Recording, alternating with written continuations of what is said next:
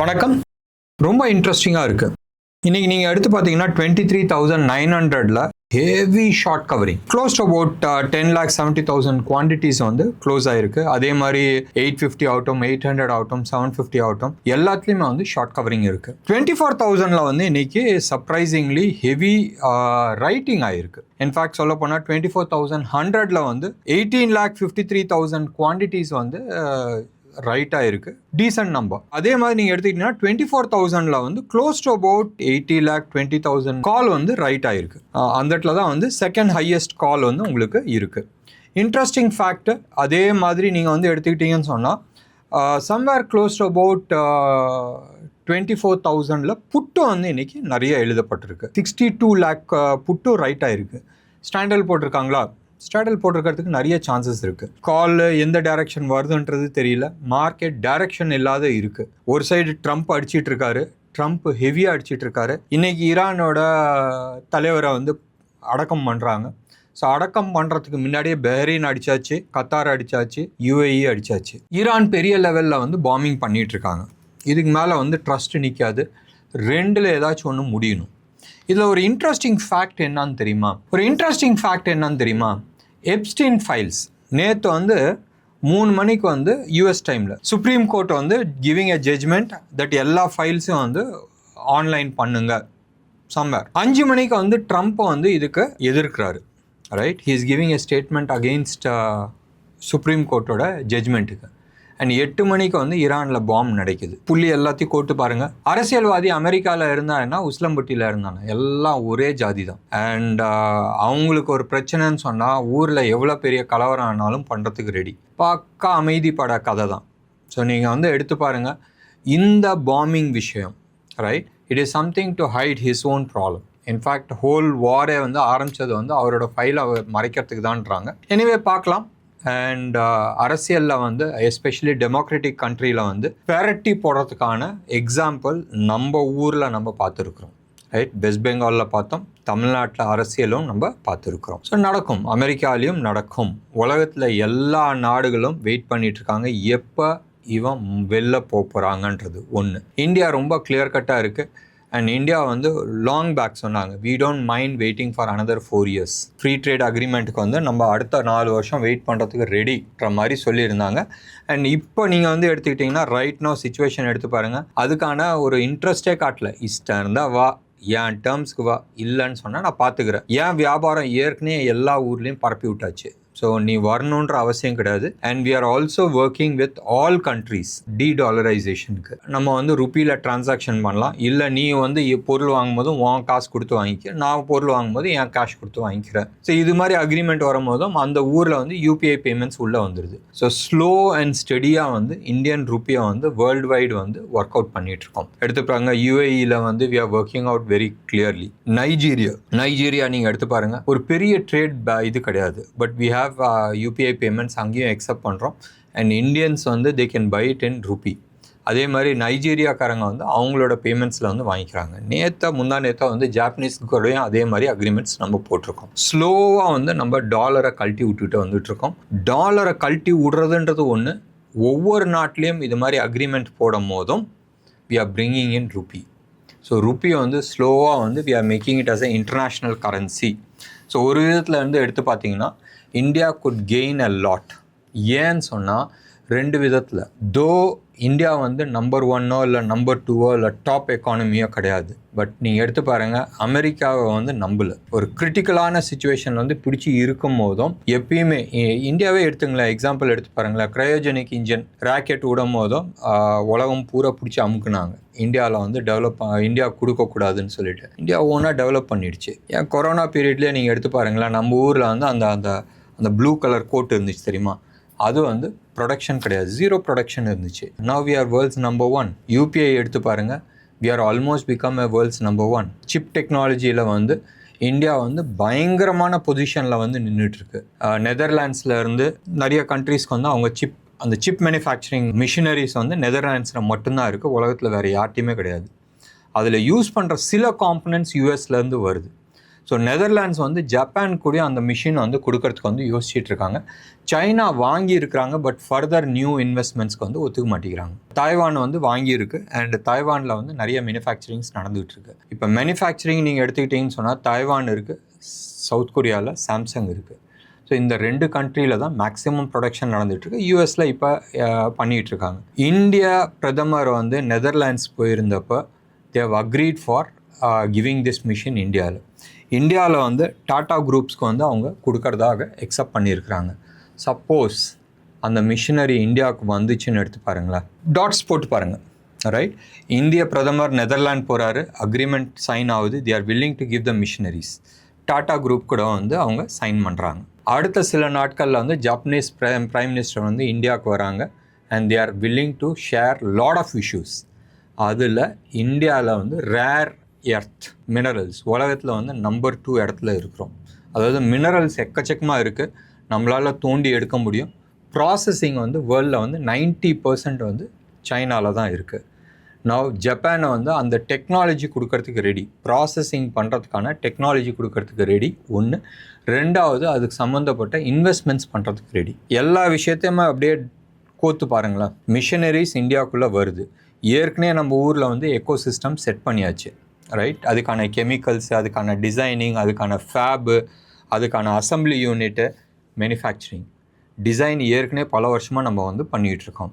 இது எல்லாம் சேரும் போதும் வித்தின் இந்தியாவில் வந்து we should be able to design, develop, produce chip. அப்போ அடுத்த ஒரு 3-4 இயர்ஸில் வந்து நம்மளோட பொசிஷன் எங்கே இருக்குன்றது எடுத்து பாருங்கள். ஸோ இந்தியா வந்து அமெரிக்கா பண்ண மாதிரி தப்போ இல்லை சைனா பண்ண மாதிரி தப்போ இல்லை மற்ற சில நாடுகள் இருக்குது, ஏன்ட்ட இந்த பவர் இருக்குது நான் அவன்கிட்ட கொடுக்க மாட்டேன்னு சொல்லிட்டு அமுக்கும் போதும் நேச்சுரலி மற்ற நாடுகள் வந்து சேஃப்கார்ட் பண்ணுறதுக்கோசரம் அவங்க ஊரில் வந்து ப்ரொடக்ஷன் பண்ணுவாங்க. ஸோ அப்படி இல்லாத இந்தியா வந்து முடிஞ்ச அளவுக்கு எல்லாத்துக்குமே யாருக்கு வந்து கமர்ஷியலி நம்ம செல் பண்ணணும்னு நினைக்கிறோமோ அவங்களுக்கு வந்து விஷயங்கள் விற்றுக்கிட்டு இருந்தாவே we can become a world leader. So ஏற்கனவே நம்ம வந்து நிறைய விஷயத்தில் வந்து நம்ம வேர்ல்ட் லீடர் ஆகிருக்கிறோம். யூபிஐ பேமெண்ட்ஸ் எடுத்துங்க, இப்போ 2 நாளைக்கு முன்னாடி வந்து மிசைல்ஸ் நம்ம விட்ருக்கோம். எஸ்பெஷலி வந்து உங்களுக்கு ரேடியேஷன், இது நம்மளுக்கு வந்து ரேடாரை வந்து டிடெக்ட் பண்ணி அதை அடிக்கக்கூடிய மிசைல்ஸ் வந்து we have developed it our self. வேர்ல்டில் வந்து ஒரு 3 கண்ட்ரிகிட்ட இருக்குது, நம்ம 4வது கண்ட்ரியில் இருக்கிறோம். ஸோ அப்படி இருக்கும் போதும் நிறைய விஷயத்தில் இது மாதிரி நிறைய சின்ன விஷயங்கள்லாம் நீங்கள் எடுத்துக்கிட்டிங்கன்னு சொன்னால் நிறைய விஷயத்தில் வந்து we are always trying to be number 1 or first உள்ளே வரும். இப்போ ரீசெண்டாக கூட நீங்கள் எடுத்து பார்த்தீங்கன்னா நம்ம கல்பாக்கத்தில் நியூக்ளியர் பவர் ஹீட்டை வச்சு ஹைட்ரஜன் ப்ரொடக்ஷன் பண்ணியிருக்கிறாங்க, வேர்ல்டில் நம்பர் 1. ரைட், இதுதான் ஃபஸ்ட் டைம் பண்ணியிருக்கிறாங்க. இந்த டெக்னாலஜி வச்சு நீங்கள் பண்ணிங்கன்னா காஸ்ட் கட்டிங், ரைட், ரொம்ப சீப்பாக வந்து ஹைட்ரஜன் வந்து ப்ரொடக்ஷன் நம்ம பண்ண முடியும். ஸோ நிறைய விஷயங்கள் இருக்குது. அடுத்த ஒரு 3-4 வருஷத்தில் வந்து நிறைய இன்னோவேஷன்ஸ் ஃப்ரம் இந்தியா வந்து வரும்போதும் naturally will become a major exporter ஆகிறதுக்கு சான்சஸ் இருக்குது. இது எல்லாமே இந்த ஏன் சொல்லிகிட்டு இருக்கேன்னு சொன்னால், இந்த கிராஷ் ஆகட்டும், ஒரு பெரிய ஃபால் வரும்னு நான் சொல்லிகிட்டு இருக்கிறதாகட்டும், இல்லை இந்த மார்க்கெட்டில் இருக்க வாலட்டாலிட்டிஸ் இருக்கட்டும், இது எல்லாமே வந்து அடுத்த சில மாதங்கள் நம்ம சொல்லலாம். Could be about next 2 years, 3 years, 36 to 48 months இருக்குன்னு நம்ம சொல்லலாம். பட் அதுக்கப்புறமா இருக்கிற கிளாரிட்டி வந்து வித் ரெஸ்பெக்ட் டு இந்தியா பயங்கரமான கிளாரிட்டிஸ் இருக்குது. ஸோ பயங்கரமான க்ரோத்தை வந்து நம்ம சந்திக்கிறதுக்கு ரெடியாக இருக்கிறோம். இது வந்து ஒவ்வொரு கண்ட்ரியோட சார்ட்டில் வந்து எப்பயாச்சும் ஒருத்தர் ஆப்பர்ச்சுனிட்டிஸ் வரும். அந்த ஆப்பர்ச்சுனிட்டிஸ் போதும் 100x வந்து ஒன்றுமே கிடையாது. இப்போ நம்ம வந்து 2020 இருந்து 2024, 25 வரைக்கும் நம்ம பார்த்த க்ரோத் ஒன்றுமே கிடையாது. அது வந்து ஒரு சின்ன பிட்டாக தான் தெரியும், அவ்வளோ பெருசு மேலே இருக்குது. ஸோ ஞாபகம் வச்சுங்க, உங்களோட கேபிட்டலை வந்து முடிஞ்ச அளவுக்கு நீங்கள் சேவ் பண்ணி வைங்க. கரெக்டான ஆப்பர்ச்சுனிட்டிஸ் பார்த்துட்டு உள்ளே வாங்க. பயங்கரமான கேஷ் இருக்குது அடுத்த 6-7 வருஷம் இந்தியாவுக்குள்ளே. So it's just that you have to identify the right stock and invest. சரி, மார்க்கெட்டை நம்ம பார்த்துக்கலாம். மார்க்கெட்டை பொறுத்த வரைக்கும் ஆஸ் ஆஃப் நவ் நிஃப்டியை நீங்கள் எடுத்துக்கிட்டிங்கன்னா 24,000 வந்து ஒரு மேஜர் சப்போர்ட் ஜோனாக இருக்குது. ஸோ கிளாரிட்டிஸ் வந்து மேலே போகுதா கீழே வருதான்றது அந்த லெவலை உடைக்கிறத பொறுத்து தான் இருக்குது. மார்க்கெட் நேற்று வந்து பெருசாக ஆல்மோஸ்ட் 500 பாயிண்ட் ப்ளஸ் கீழே விழுந்துச்சு. FIIs close to about 1962 crores வந்து வாங்கியிருந்தாங்க நேற்று. நம்ம ஆளுங்க ஆஸ் யூஷுவல் விற்கல, நம்ம ஆளுங்களும் வந்து க்ளோஸ் டு அபவுட் 790 crores வந்து வாங்கியிருந்தாங்க. ஸோ இது ரெண்டுமே வந்து செம்ம பாசிட்டிவான news with respect to India. FIIs இவ்வளோ நெகட்டிவாக இருந்தும் வாங்கி தான் இருந்தாங்க, வெளியே விற்கல. இன்னைக்கு மார்க்கெட் க்ளோஸ் ஆகும்போது 95 points ப்ளஸில் வந்து க்ளோஸ் ஆயிருக்கு. இன்ட்ராடே ஸ்விங் வந்து 220 points, பெரிய ஸ்விங், ரைட். இன்றைக்கி டே ஹை வந்து 24,180 போச்சு. க்ளோஸ் ஆகும்போது 24,000 க்ளோஸ் ஆகிருக்கு. ஞாபகம் வச்சுங்க, 24,000 க்ளோஸ் ஆகிருக்கு. நேற்று வெறும் ப்ரீமியம் 10 points தான் இருந்துச்சு. இன்றைக்கி வந்து ப்ரீமியம் 45 points இன்க்ரீஸ் ஆகிருக்கு, which is quite good. Option டேட்டாஸை பொறுத்த வரைக்கும் 24,500 ஹையஸ்ட் கால் ரைட் எழுதியிருக்கிறாங்க. அண்ட் புட்டை பொறுத்த வரைக்கும் 23,600 ஹையஸ்ட் புட் ரைட் ஆகிருக்காங்க. பட் செகண்ட் ஹையஸ்ட் புட்டு நீங்கள் எடுத்துக்கிட்டிங்கன்னா 24,000 எழுதியிருக்கிறாங்க. ஸோ ஸ்ட்ராடல்ஸ் இருக்குது. ஸோ மார்க்கெட் எந்த டைரெக்ஷனில் போகுன்றது கிளாரிட்டிஸ் இல்லாத உட்காந்துருக்கு. இன்றைக்கி செக்டார் பற்றியோ இல்லை ஸ்டாக் ஸ்பெசிஃபிக்காக நம்ம பேசுகிறதுல அர்த்தம் கிடையாது, except for one stock, Kalyan jewellers. Kalyan jewellers இன்றைக்கி 17.3% அப்பாக இருக்குது. பெரிய bar, volume bar, right. Regular பாரோட பெரிய bar. And very interesting fact நீங்கள் எடுத்து பார்த்தீங்கன்னு சொன்னால், இன்னைக்கான அந்த பெரிய பார் வந்து லாஸ்ட் 35 டேஸோட லோ வந்து அந்த கீழே அப்படியே வந்தது உடச்சிருக்கு. ஸோ 30 டேஸோட ஹையை வந்து டச் ஆகிருக்குன்னு சொன்னால் பெரிய விஷயம் ஒன்று. ரெண்டாவது, வீக்லி சார்ட் எடுங்க அண்ட் மந்த்லி சார்ட் எடுங்க. ரெண்டுலேயுமே வந்து as of now, right, as of now இந்த பிளாஸ்ட், ரைட், இன்றைக்கி நேற்றும் வந்து இருந்துச்சு, இன்றைக்கான பிளாஸ்ட்டு எடுத்துக்கிட்டிங்கன்னு சொன்னால் it is more of a ஒரு சிக்னல், ரைட். யாரோ ஒரு பெரிய பெத்த பார்ட்டியை வந்து பெருசாக இன்வெஸ்ட் பண்ணியிருக்கிறாங்க. அவங்க வந்து மார்க்கெட்டுக்கு வந்து ஒரு சிக்னல் விடுறாங்க, நான் இவ்வளோ நாள் அக்யூமுலேட் பண்ணியாச்சு அண்ட் மார்க்கெட்டை வந்து பிரேக் அவுட் கொடுக்குறேன். இப்படி தான் நாங்கள் இன்டர்ப்ரேட் பண்ணுவோம். ஏதோ ஒரு பெரிய பார்ட்டி லாஸ்ட் ஒரு 30-40 நாளாக அமைதியாக அக்யூமுலேட் பண்ணியிருக்கிறாங்க. அவங்க வந்து மார்க்கெட்டுக்கு வந்து ஒரு சிக்னல் விடுறாங்க. நிறைய டெக்னிக்கல் அனாலிஸ்ட் எடுத்து பாருங்கள், they always look out for volume break out, right, and pivot break out. இதை தான் வந்து சிக்னலாக எடுப்பாங்க. இந்த சிக்னல் கொடுக்குறவன் யார்? ஸோ நீங்கள் வந்து சிக்னலை பார்க்குறீங்க, சிக்னலை கொடுக்குறவன் யார்? வீக்லி சார்ட்லேயும் மந்த்லி சார்ட்லேயும் ஒருத்தன் சிக்னல் கொடுக்குறான்னா பயங்கர பெரிய பார்ட்டியாக இருக்கும். அண்ட் அந்த பெரிய பார்ட்டி யார் வேணால் இருக்கட்டும், நாங்கள் அப்படி தான் ஐடென்டிஃபை பண்ணுவோம். அண்ட் இது வந்து not only day, weekly and மந்த்லியில் வந்து வேவ் 4 முடிஞ்சு வேவ் 5க்கு வந்து மேலே கிளம்பி இருக்குது. ஸோ அப்சைடு வந்து க்ளோஸ் அபவுட் 70-80% அப்சைட் மூவ்க்கான பாசிபிலிட்டிஸ் நிறையா இருக்குது. கல்யாண் ஜுவல்லர்ஸில் எங்கேயாச்சும் ஒரு இடத்துல நீங்கள் வந்து ஸ்டாப் லாஸ் போட்டு அடுத்த ஒரு 3-4 மாதத்துக்கு வந்து நீங்கள் ஹோல்ட் பண்ணணும்னு நினச்சா ஹோல்ட் பண்ணிக்கலாம். இந்த ஸ்டாக்கை தவிர மற்ற எந்த ஸ்டாக்லேயுமே வந்து இப்போதைக்கு நம்ம வந்து ஸ்பெசிஃபிக்காக நம்ம வந்து பேச வேணாம். ப்ராபப்ளி இந்த வீக்கெண்ட் வந்து ஏதாச்சும் ஆப்பர்ச்சுனிட்டிஸ் கிடச்சிச்சின்னா நம்ம பேசிக்கலாம். இன்டர்நேஷ்னல் மார்க்கெட்டை பொறுத்த வரைக்கும் நேற்று கோல்டு பெருசாக கீழே உளுந்து க்ரூடு வந்து ஏறிச்சு. இன்னைக்கு க்ரூடும் ஏறிட்டு இருக்கு.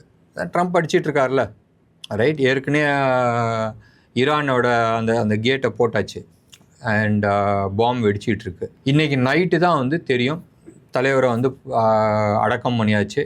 நாளைக்கு வெள்ளிக்கிழமை பூஜை முடிச்சுட்டு ஆரம்பிப்பாங்க. அடுத்தது எந்த லெவலில் ஆரம்பிக்க போகிறாங்கன்றது பார்க்கணும்.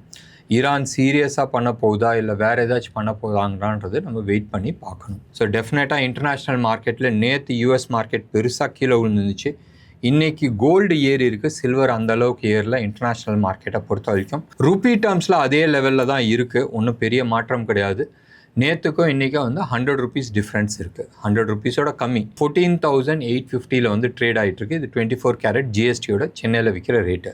சில்வரை பொறுத்த வரைக்கும் 2,32,000 லெவலில் வந்து ட்ரேட் ஆகிட்டுருக்கு. இது 999 குவாலிட்டி சென்னையில் விற்கிற ரேட்டு. ருப்பியை பொறுத்த வரைக்கும் 95 rupees 58 வந்து ட்ரேட் ஆகிட்டுருக்கு. இது ஆல்மோஸ்ட் நேற்று இருந்த லெவல். இந்தியா விக்ஸை பார்த்தாச்சு, இன்னைக்கான டேட்டாஸ் வந்து இன்னும் வரல, அதாவது எஃப்ஐஐ டேட்டாஸ் வரல. என்ன நேயர்களே, இன்னைக்கு ப்ரோக்ராம் உங்களுக்கு பிடிச்சிருந்துச்சுன்னா லைக் பண்ணுங்கள், ஷேர் பண்ணுங்கள். டெஃபினட்டாக உங்களோட கமெண்ட்டை நான் எதிர்பார்க்குறேன். நன்றி, வணக்கம்.